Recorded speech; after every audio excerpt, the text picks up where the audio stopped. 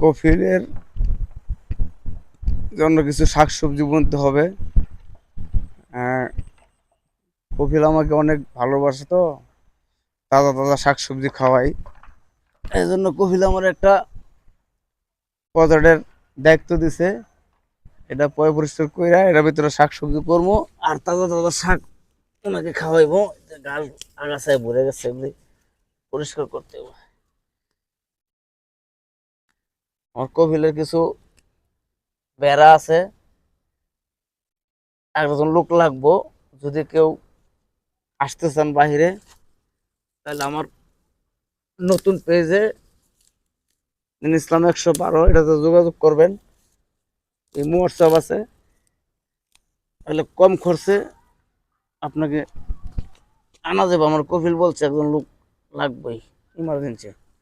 কিছু বেড়া আছে, বেড়া ভালো লাগবে। আমি যে শাকসবজি করি, তো কফিলে শাকসবজি খাওয়াই তাজা তাজা, অনেক ভালোবাসে আমারে। আর স্যালারির তো দেই, স্যালারির পরে একটা বকশিস দে, ওইটা আমার গিফট করে, বড় ভালো একটা গিফট করে। ওটাতে মোটামুটি আমার খরচের টাকাটা চলে যায়।